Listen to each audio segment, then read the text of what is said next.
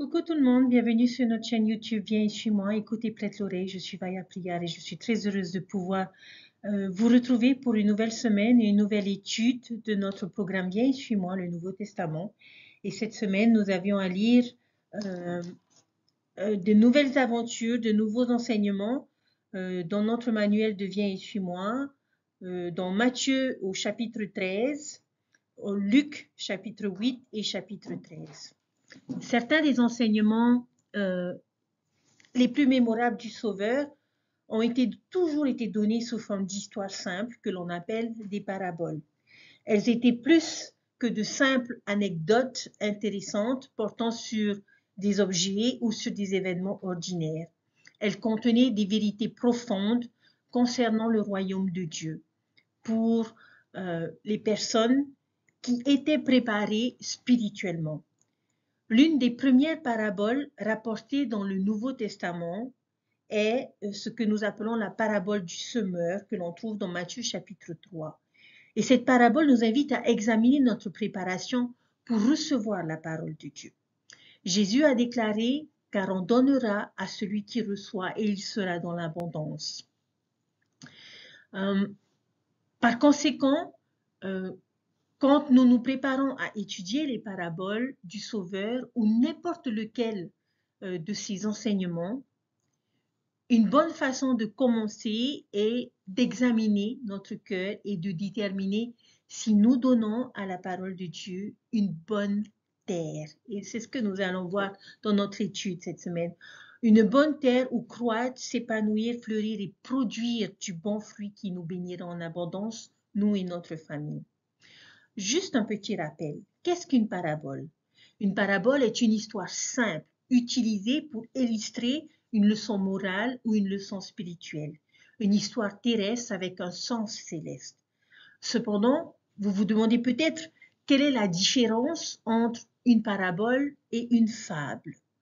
Eh bien, dans le domaine littéraire, une fable utilise généralement des animaux parlants ou des objets inanimés pour enseigner une leçon, tandis que les paraboles utilisent généralement des caractères humains pour en faire de même. Et Jésus aimait vraiment utiliser cette méthode pour enseigner la vérité. Marc chapitre 4, les versets 33 et 34 nous dit que c'est par beaucoup de paraboles de ce genre qu'il leur annonçait la parole selon qu'ils étaient capables de l'entendre. Il ne leur parlait pas sans parabole, mais en privé. Et il expliquait tout à ses disciples.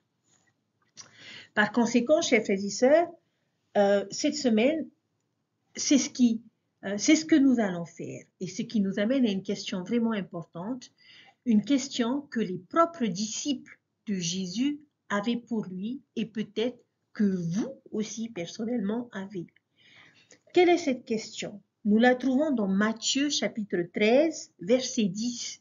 Et ils ont demandé, pourquoi leur parles-tu en parabole? C'est une bonne question, n'est-ce pas? Pourquoi des histoires? Pourquoi ne pas simplement sortir et dire ce qu'il avait à dire? Pourquoi est-ce que les Écritures utilisent-elles tout ce langage fleuri, ces symboles et ces métaphores? Pourquoi les Écritures ne sortent pas et ne nous disent pas tout simplement ce qu'elles veulent dire? Pourquoi doit-il être si difficile parfois à comprendre? C'est une bonne question que nous pouvons nous poser, chers frères et sœurs. Qu'est-ce que les paraboles accomplissent et ces métaphores, ce langage figuratif, ce discours simple et direct sont là pourquoi? Jésus avait quelque chose à dire à ce sujet. Lorsque nous lisons dans Matthieu au chapitre 13, les versets 10 à 16, nous pouvons trouver la réponse à cette grande question, pourquoi leur parles-tu en parabole? Et je vous demanderai de prêter attention aux notes de bas de page du verset 12 avec les changements de la traduction de Joseph Smith parce qu'il y a un changement important.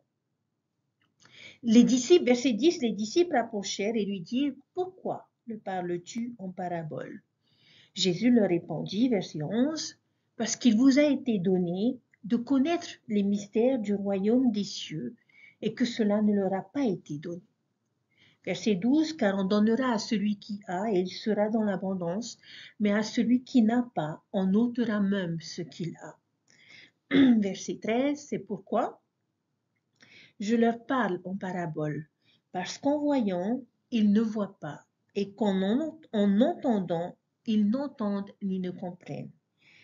Et pour eux s'accomplit cette prophétie d'Ésaïe, vous entendrez de vos oreilles et vous ne comprendrez pas. Vous regarderez de vos yeux et vous ne verrez pas, car le cœur de ce peuple est devenu insensible. Ils ont bouché leurs oreilles, ils ont fermé leurs yeux, de peur qu'ils ne voient de leurs yeux et qu'ils n'entendent de leurs oreilles, qu'ils ne comprennent de leur cœur, qu'ils ne se convertissent et que je ne les guérisse. Verset 16. Mais heureux sont vos yeux parce qu'ils voient et vos oreilles parce qu'elles entendent. Chers frères et sœurs, pourquoi les paraboles? Tout simplement parce qu'ils ne voient pas et en entendant ils n'entendent pas. Qu'est-ce que cela signifie? Comment est-il possible de voir mais de ne pas voir, ou d'entendre mais de ne pas entendre? J'imagine que chaque parent sait exactement ce que cela signifie. Avez-vous déjà fait entendre à vos enfants quelque chose mais que eux n'entendent pas? Comme vous leur demandez par exemple de ranger leur chambre et qu'ils n'ont pas entendu ce que vous leur avez dit.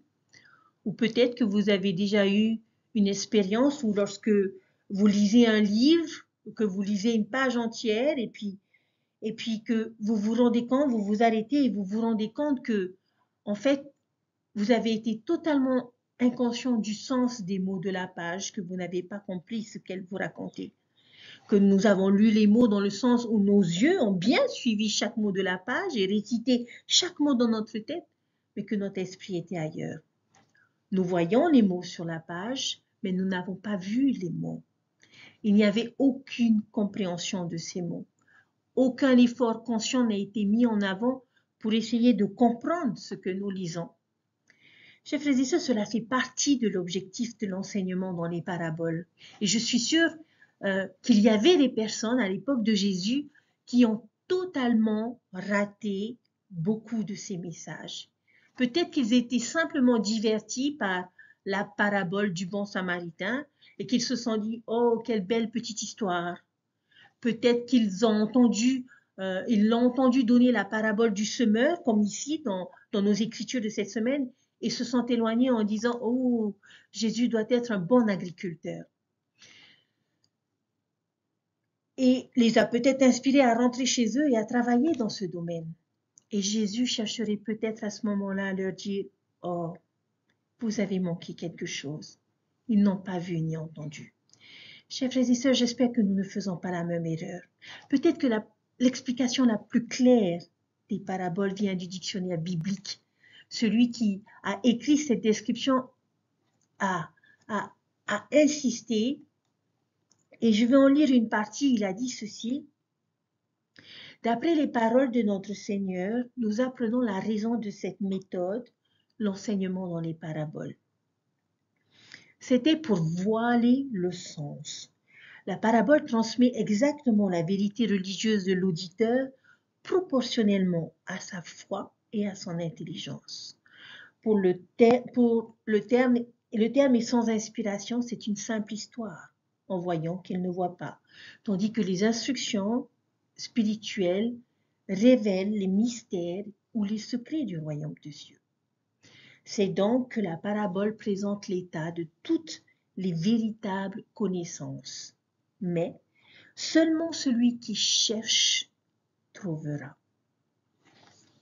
Thomas Paine a dit d'une autre façon dans l'une de ses citations, et une de mes citations préférées, et qui peut s'appliquer à beaucoup de choses. Il a dit ceci, « Ce que nous obtenons trop à moindre coût, nous l'estimons trop légèrement.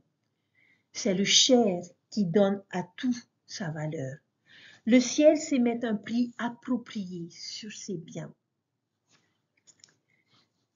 C'est ce que nous avons du mal à obtenir qui a le plus de valeur, chers frères et sœurs.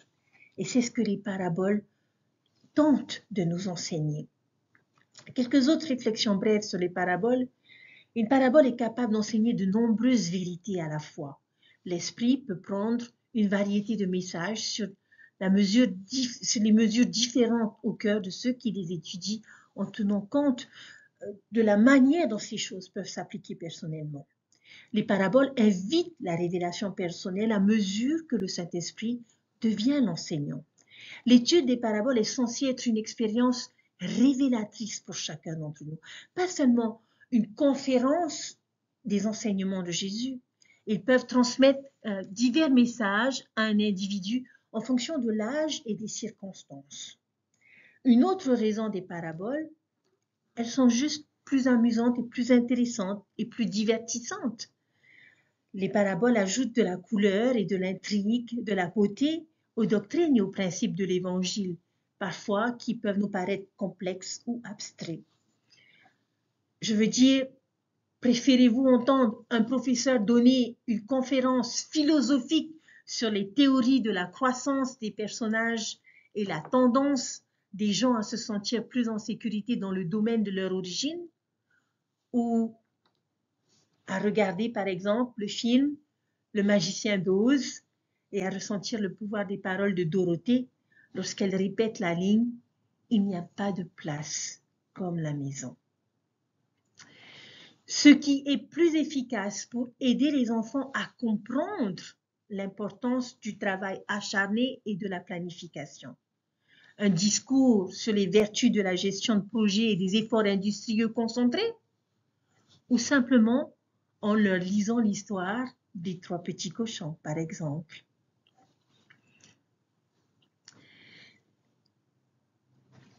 Avant de plonger dans nos paraboles, une chose que Jésus veut que nous comprenions, la valeur de déployer cet effort. Et selon les versets 11 et 15 dans ces écritures que nous avons lues, quelle est la promesse de chercher à entendre et à voir? Eh bien, tout simplement que nous apprendrons à connaître les mystères du royaume des cieux, que nous obtiendrons une plus grande connaissance, une plus grande perspicacité, des conseils divins et des conseils inspirés pour mieux vivre notre vie et avec plus de sagesse. Et bien que exprimé dans le négatif ici au verset 15 en tant que, je pense, dispositif rhétorique dans la littérature, Jésus révèle ce qu'il voulait que nous vivions à travers ses paroles. Lorsque nous faisons l'effort de voir avec nos yeux spirituels et d'entendre avec nos oreilles spirituelles et de comprendre avec nos cœurs, alors nous serons convertis et guéris. Et ces paraboles renforceront notre foi et guériront nos infirmités spirituelles. Si mes yeux, mes oreilles et mon cœur sont ouverts, alors je peux comprendre les vérités célestes et je peux être converti et guéri. Plus simplement, si je cherche, alors je trouverai. Avant de creuser profondément dans l'une des paraboles qui va être la principale parabole que je vais développer dans ma vidéo d'aujourd'hui, j'aimerais juste vous inviter à prendre quelques notes sur un certain nombre de paraboles que l'on trouve dans Matthieu chapitre 13. Et c'est peut-être une activité qui va vous inviter à trouver l'enseignement dans chacune de ces paraboles, à lire ces versets et peut-être à vous lancer le défi de voir et d'interpréter ces paraboles selon vos besoins personnels et comment cela peut s'appliquer à vous dans votre vie. Alors, quelques paraboles que j'ai retirées dans le verset 44, nous voyons l'image du coffre au trésor sur le terrain. Au verset 45-46, l'image d'une perle. Au verset 47 à 51, l'image d'un filet. Au verset 52, l'image de l'homme qui sort des choses d'un coffre au trésor. Dans Luc chapitre 13, les versets 6 à 10, l'image d'un arbre. Et dans Luc chapitre 13, verset 34, l'image d'une poule. Voici, chers frères et sœurs, quelques paraboles que je vous demande de retrouver dans vos écritures et de rechercher les enseignements que nous pouvons retirer de de chacune de ces paraboles, de chacune de ces images qui nous sont données dans ces versets. Et je vous invite, et j'espère que vous trouverez de l'amour à creuser un peu plus profondément et à chercher à entendre, à voir et à comprendre chacune de ces paraboles. Que penseriez-vous que Jésus essaierait de nous apprendre en utilisant ces symboles particuliers?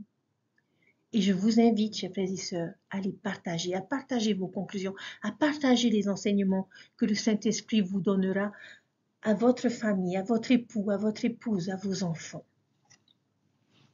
Maintenant, j'aimerais vous faire une promesse, que quel que soit l'effort que vous mettrez à l'étude et à la compréhension des paraboles de Jésus, cet effort sera récompensé au quadruple. Lorsque nous creusons profondément dans ces histoires étonnantes de Jésus-Christ, ces histoires nous céderont leur trésor. Ils nous apprennent tellement dans une très courte quantité de textes. Et j'espère sincèrement que vous trouverez de la joie et du bonheur à plonger. Et je vous invite à le faire dès aujourd'hui et dans les semaines à venir, parce que Jésus dit beaucoup dans ses paraboles. Et ces paraboles sont juste extraordinaires. Écouter, voir, comprendre, être converti, être guéri. Les paraboles sont un modèle profond pour une perspective personnelle. Alors, chers frères et sœurs, commençons donc à plonger dans ces paraboles. Et deux paraboles vraiment extraordinaires et perspicaces. Et la parabole du semeur et la parabole du blé et de l'ivraie. Ils sont ce que je qualifierais de paraboles avec un entraînement, parce que Jésus nous apporte en fait un peu d'aide avec leur interprétation. Très bien, voyons donc la parabole du semeur. De quoi pourrions-nous avoir besoin si nous essayons de faire pousser un arbre fruitier dans notre cour à partir de zéro? Probablement d'une pelle, d'un râteau, d'un arrosoir, des gants de travail pour retirer les mauvaises herbes, de l'engrais, un bon sécateur. Je sais que ma grand-mère a toujours un excellent sécateur dans son placard, un panier pour, espérons-le, récolter les fruits, et bien sûr, les graines. Vous ne pouvez pas planter un jardin ou un verger sans graines.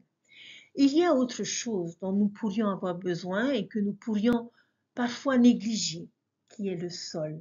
Nous avons besoin d'un endroit pour pouvoir planter ces graines.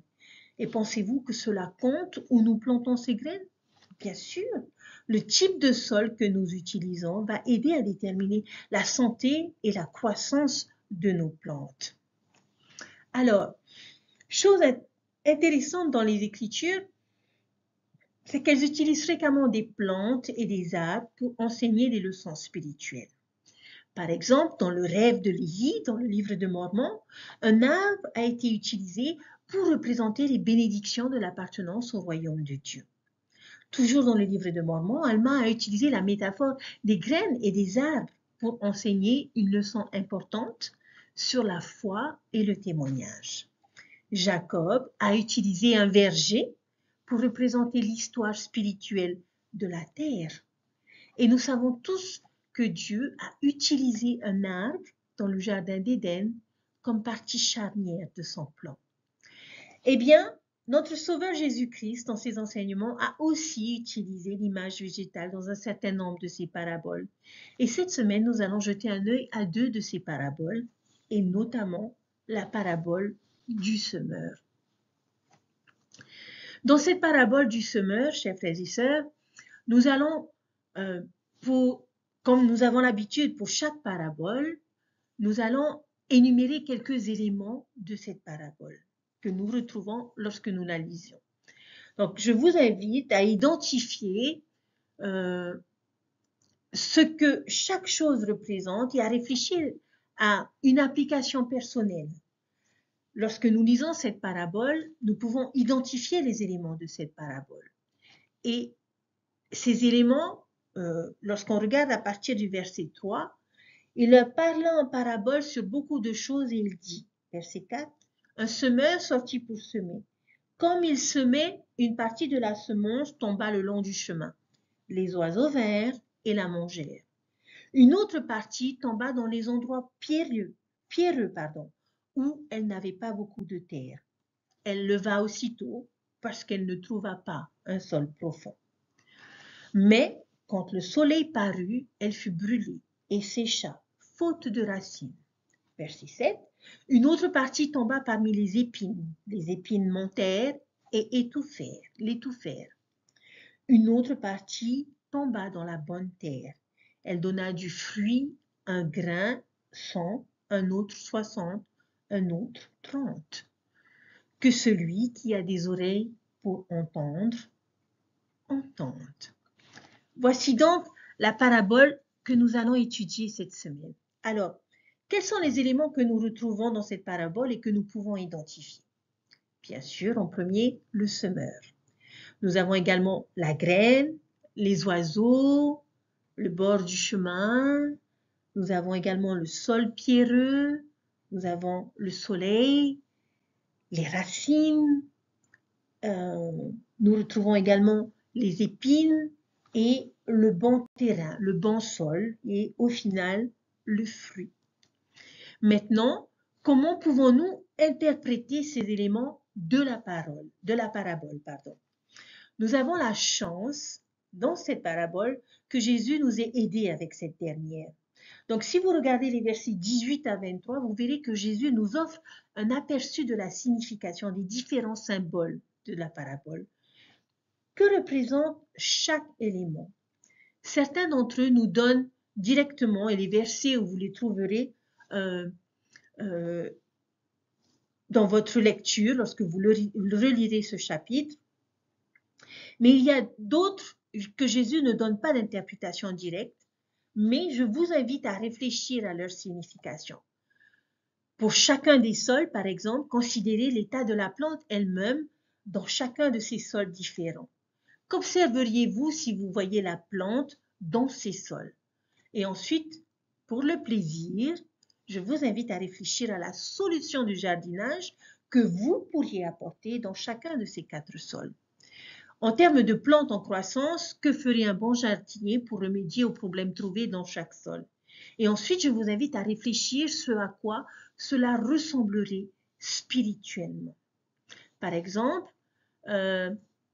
si vous avez un sol pierreux où vous voulez planter, que pourriez-vous faire? Et qu'est-ce que cela pourrait représenter spirituellement? C'est un exercice que j'ai personnellement fait qui a nécessité beaucoup de temps, beaucoup de travail, mais je peux vous garantir que ça en vaut vraiment la peine.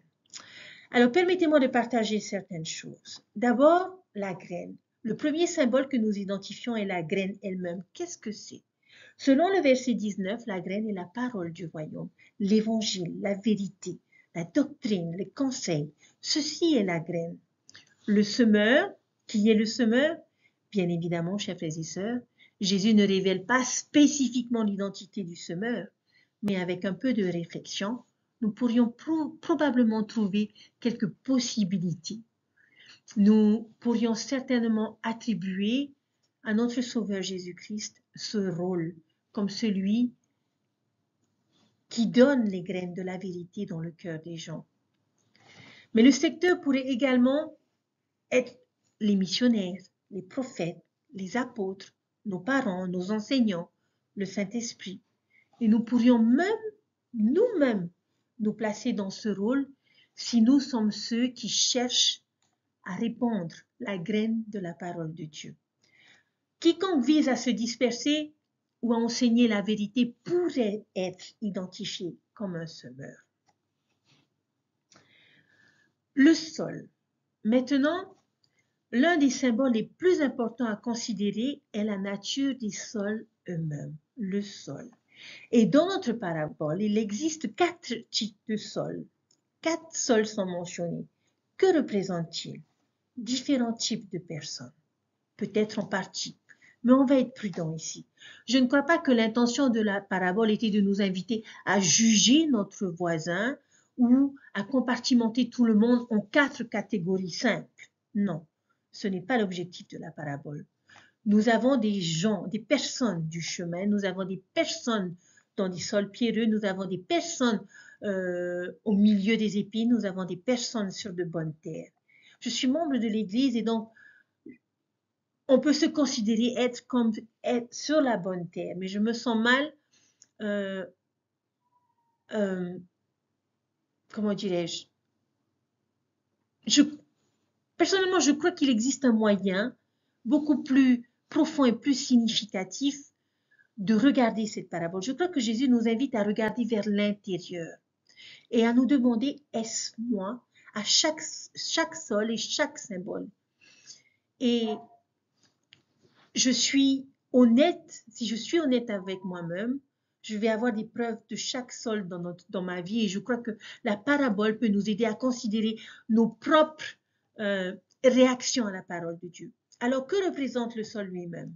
Notre cœur. C'est le mot utilisé à la fin du verset 19, semer dans son cœur. C'est notre réceptivité spirituelle à l'évangile, notre réaction à chaque vérité de l'évangile que nous rencontrons. Nous sommes invités à considérer le type de sol que la parole de Dieu trouve dans nos cœurs quand elle nous est jetée. Et cette réaction peut varier tout au long de notre vie ou même peut-être dans une semaine ou même dans une journée. Je n'aime pas l'admettre, mais parfois je pense que j'ai des expériences de chemin à l'église où des expériences ressemblent à un chemin rempli de cailloux, avec certains principes ou commandements de l'évangile, ou avec des expériences sur un chemin, sur une bonne terre avec d'autres. Au cours de mon étude des Écritures et au cours de mon étude des discours de conférence générale, je sais que des épines ont souvent poussé de temps en temps dans le sol de mon cœur. Et cette parabole m'a beaucoup aidé dans chacun de ces cas. Et je nous invite donc à étudier cette parabole avec un œil introspectif. Gardez à l'esprit qu'il existe différentes façons d'interpréter et d'appliquer cette parabole. Et c'est le pouvoir des paraboles. Ce n'est pas la façon de l'interpréter. Joseph Smith, par exemple, l'avait interprété comme une chronologie de l'histoire spirituelle de l'Église de Dieu, combinée aux autres paraboles du chapitre. Les missionnaires pourraient également l'appliquer d'une autre manière, mais j'ai trouvé que une approche intérieure à la recherche peut donner beaucoup de sens personnel à cette parabole. Et donc, je pense que c'est de cette manière que je vais l'approcher. Voyons tout d'abord le bord du chemin. Notre premier sol à examiner est le bord du chemin. Le bord du chemin aurait été un chemin ou un sentier probablement fortement fréquenté, passant ou près du terrain. Qu'est-ce qui va arriver à une graine qui a été jetée sur ce genre de terrain? Eh bien,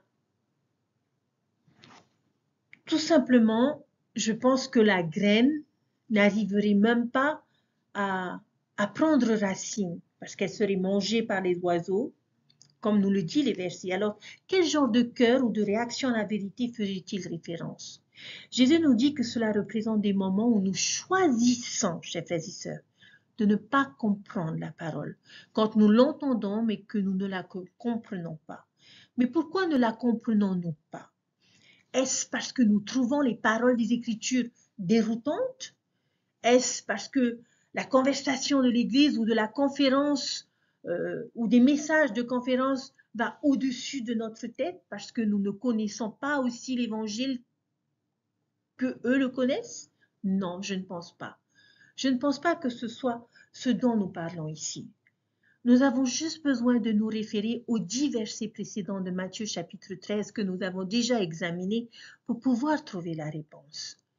C'est lorsque nos oreilles sont ternes d'ouïe et que nos yeux se sont fermés. C'est écrit ce que j'appellerais une apathie. C'est à ce moment que nous choisissons de ne pas vraiment entendre. Nous pouvons entendre les mots, mais nous ne voulons pas déployer les efforts pour pouvoir vraiment écouter, comprendre et appliquer ces choses à nous-mêmes. C'est lorsque la parole de Dieu va juste dans une oreille et ressort de l'autre. La graine n'est même jamais plantée dans le sol au bord du chemin. Et il n'y a jamais de plante. Et donc, comme cette graine est juste là, sans plan dans nos cœurs, qui saute sur cette opportunité? Les oiseaux. Que représentent les oiseaux? Le méchant, l'adversaire, Satan ou les serviteurs de Satan qui font respecter son travail. Ils viennent attraper ce qui a été semé dans notre cœur. Et pour chacun des sols, je pense que nous devons nous demander si nous pouvons,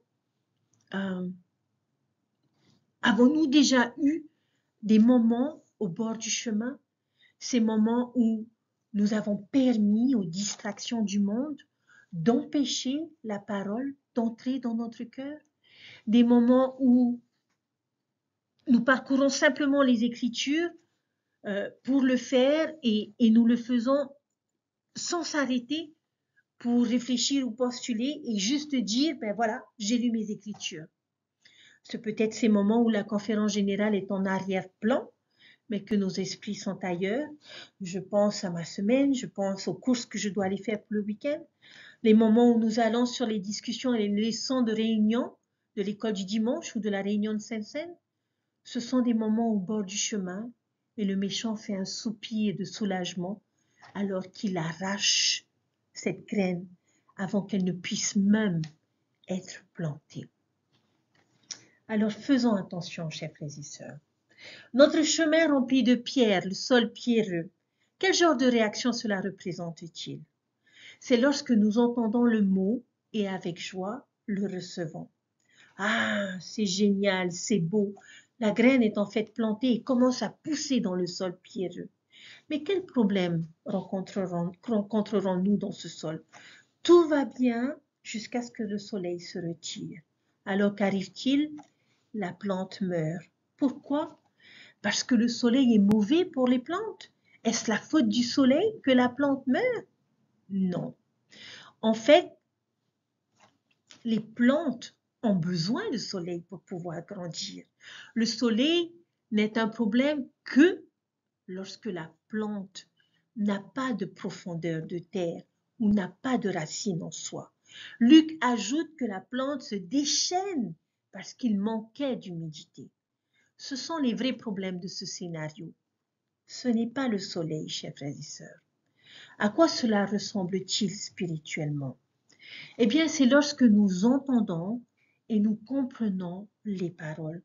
Nous leur permettons d'être plantés dans notre cœur. Nous recevons la vérité avec joie. Notre cœur a été touché. Mais quel est le problème? Notre désir de vivre ne fonctionne pas profondément. Nous ne parvenons pas à l'arroser avec l'eau vive du Christ. C'est une conversion que j'appellerais une conversion en surface. Lorsque nous construisons notre fondation sur autre chose que le rocher de notre Rédempteur. Alors la question que nous pouvons nous poser, chers frères et sœurs, est: sommes-nous convertis au Seigneur ou aux missionnaires qui nous ont appris pour la première fois, ou à ce dirigeant spécifique ou à ce programme magnifique que nous avons entendu? Est-ce juste une conversion sociale et partielle? Ce type de témoignage, chers frères et sœurs, n'a pas de racine. Et cela pourrait-il être l'équivalent de ne pas agir sur les principes de l'Évangile? Construire nos maisons sur le sable. Voilà exactement. Nous entendons ces paroles, nous les comprenons, nous les croyons, nous les ressentons, mais nous ne les appliquons pas. Et quand nous abordons sa parole et ses enseignements de cette manière, chers frères et sœurs, que se passe-t-il lorsque le soleil se lève? Que représente le soleil? Les tribulations, les persécutions, les épreuves. Et dans la version de Luc, il ajoute un troisième, des temps de tentation. Qu'arrive-t-il à la graine de la vérité lorsqu'elle rencontre une opposition comme celle-là? Elle n'a pas été enracinée profondément dans le sol de nos désirs ou suffisamment arrosée. Et ces expériences s'avèrent trop pour nous. Notre croyance à ce moment-là meurt et il se déchaîne et nous abandonnons notre engagement de courte durée. Pourtant, nous avons été touchés. Avons-nous déjà eu des moments pierreux, chers frères et sœurs, ces moments où nous nous où nous nous passionnons tous d'aller mieux, à vivre les principes de l'Évangile, mais malheureusement, cet engagement ne dure pas. Les moments où les tribulations et la persécution ou les temps de tentation nous donnent envie d'abandonner notre engagement envers un principe de l'Évangile. Notre conversion, chers frères et sœurs, repose-t-elle sur le Christ ou sur quelqu'un ou autre chose? Y a-t-il des commandements et des normes que nous pensons être corrects, mais que nous ne vivons pas? Si c'est le cas, chers frères et sœurs, nous avons un terrain de pierre à prendre en charge. Le sol épineux, notre troisième type de sol, qu'arrive-t-il à la plante ici? La graine est plantée, la graine grandit, elle survit au soleil et peut même avoir des racines. Mais quel est le problème? Pas de fruits. Qui est le but de la plantation de ces graines en premier lieu, n'est-ce pas? Mais avec ces mauvaises herbes et ces épines en compétition pour le même sol, il n'y a tout simplement pas assez de nutriments pour que la plante puisse produire des fruits, parce que les épines l'étouffent. Que représentent les épines? Les soins de ce monde, la tromperie des richesses. Et Marc ajoute les convoitises d'autres choses. Alors nous nous demandons maintenant, ai-je des épines dans ma vie? Les soucis et les convoitises du monde nous empêchent-ils de vraiment profiter des fruits du disciple? C'est un danger que je définirai comme plus subtil, car nous pouvons regarder la plante de notre foi et dire qu'elle est vivante. Je crois, je fais les bonnes choses. Mais ensuite, nous divisons notre énergie et nos désirs entre Dieu et Mammon, entre l'Évangile et les choses matérielles. Nos convoitises nous consomment. Et dans ce cas, nous ne goûtons jamais les vrais fruits que Dieu a l'intention de nous faire profiter. Le dernier terrain, le meilleur de tous, le bon terrain, que se passe-t-il? La graine est plantée, elle fournit des racines, il y a une profondeur de terre, elle reçoit l'humidité adéquate, les épines et les mauvaises herbes sont arrachées chaque fois qu'elles commencent à pousser. Par conséquent, que se passe-t-il? Eh bien, la plante pousse et donne du fruit. Que représente la bonne terre? Les moments où nous entendons les mots, les comprenons. Et le prophète Joseph Smith ajoute un autre mot-clé à celui-ci, lorsque nous endurons. Nous endurons dans les tribulations et la persécution, dans les temps de tentation, et nous ne permettons pas aux épines des convoitises et des soucis de nous étouffer. Et puis, nous portons des fruits. Quels sont les fruits? Ce sont ceux de la compréhension, de la croissance, de la croyance, la joie à coup sûr, la paix, les conseils, les connaissances, les relations enrichissantes, l'épanouissement, la santé. Il y a les fruits de la famille, il y a les fruits du mariage éternel, il y a les fruits missionnaires, il y a les fruits des parents, il y a encore des fruits à goûter à l'avenir. Quels sont les futurs fruits de l'Évangile pour lesquels nous pouvons attendre avec impatience? La résurrection, chers frères et sœurs, qui doit être de bon goût. Rencontrer le Sauveur en personne, rencontrer des êtres chers qui sont morts, la vie éternelle, la divinité. Notre Père Céleste couvre tout à fait le stand de fruits. Maintenant, que faites-vous des rendements 100, 60 et 30 fois? Qu'est-ce que cela peut nous apprendre sur le bon terrain, la bonne terre? Je ne suis pas sûre. Il y a peut-être différents degrés de conversion et d'application de la vérité, peut-être. Mais plus quelqu'un applique une graine de vérité, et plus le rendement est grand. Marc fait quelque chose d'intéressant et bascule l'ordre à 30, 60, 100 dans l'ordre croissant. Qu'est-ce que cela pourrait signifier? Peut-être que cela représente différentes récoltes au cours de la vie d'une personne. Au fil du temps, les fruits de la vie de l'Évangile augmentent chaque année tout comme un arbre produit de plus en plus chaque année à mesure qu'il grandit et mûrit. La vie continue de s'améliorer sur le chemin de la justice. Alors, chers frères et sœurs, avez-vous vécu des expériences de bonne terre dans votre vie? Quels sont les fruits que vous avez goûtés jusqu'à présent? Ce sont les moments où nous avons reconnu la bonté de vivre l'Évangile. Ces moments de bonheur, de révélation, de réconfort, d'épanouissement, de protection contre le mal et de la force à endurer. L'Évangile est fructueux. Il y a de grandes bénédictions à apprécier telles que nous la vivons et les futures bénédictions à venir. Quel que soit le sol, chers frères et sœurs, nous devons cultiver notre sol. Et nous devons trouver des solutions. Alors, j'aimerais que vous puissiez réfléchir à ces différents sols en termes de jardinage et comment un jardinier pourrait remédier à ces différents problèmes. Comment est-ce que cela pourrait être appliqué spirituellement? Parce que je vous assure, chers frères et sœurs, que Satan va essayer de nous arrêter à chaque point du processus de croissance de notre graine et qu'il peut nous empêcher d'entendre la parole de Dieu, il le fera. S'il ne peut pas nous empêcher d'entendre les mots, il essaiera de nous empêcher de les croire. S'il ne peut pas nous empêcher de le croire, il essaiera de nous empêcher de les vivre. Et s'il ne peut pas nous empêcher de le vivre, il essaiera de brûler notre foi lorsque les tribulations, la persécution et la tentation se présenteront.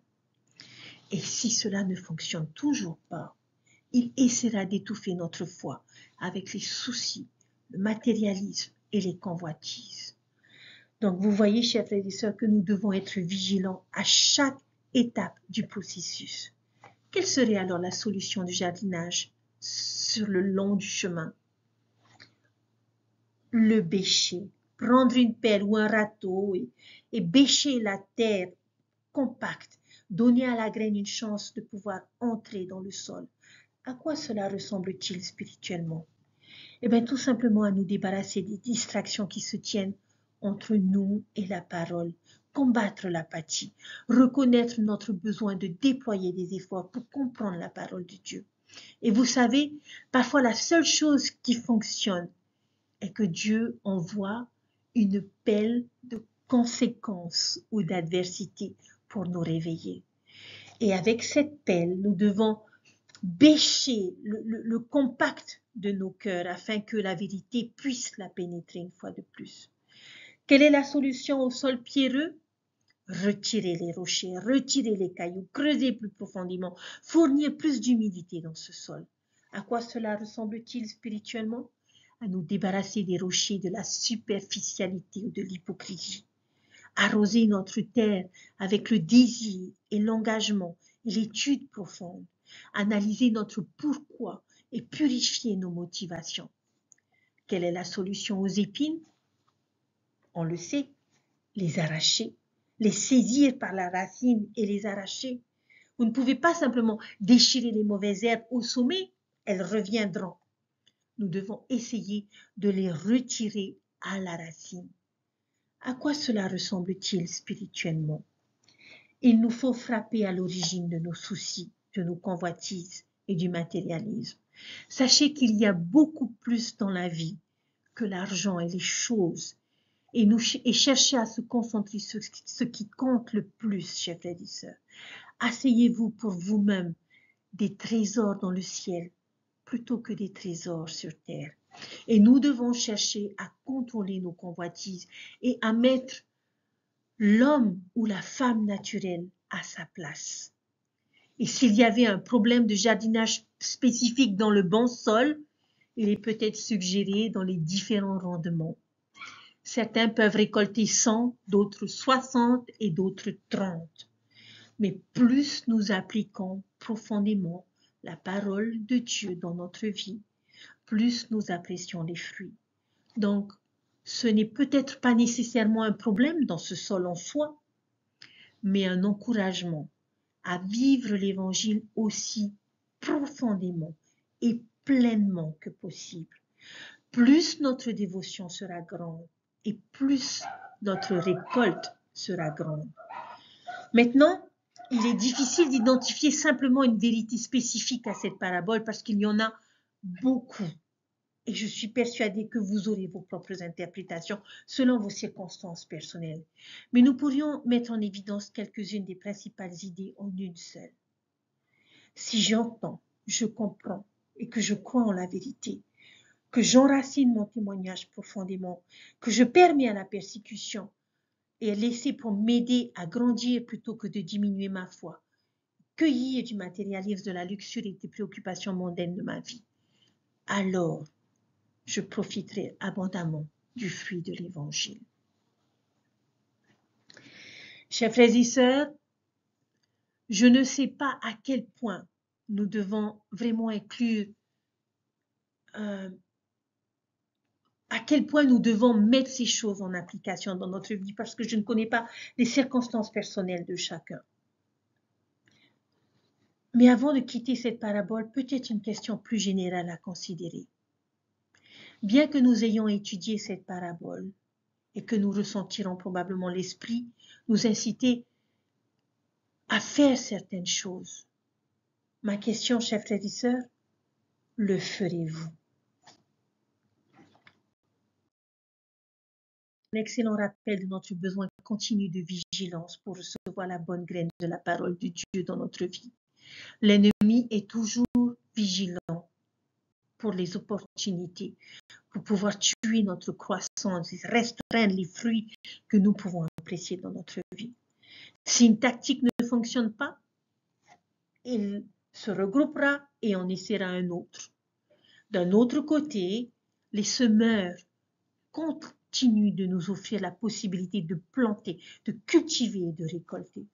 Pourtant, nous seuls pouvons déterminer ce qui arrive à la plante de notre réceptivité spirituelle.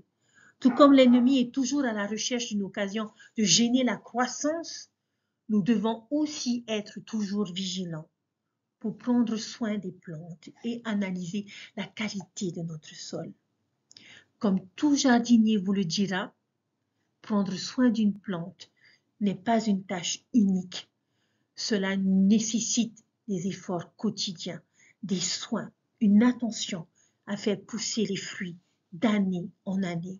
C'est un processus et nous devons analyser régulièrement la santé de notre sol. Il y aura des moments où notre sol commencera à être compact et où nous allons devoir le pêcher avec la pelle de l'humilité pour pouvoir le casser.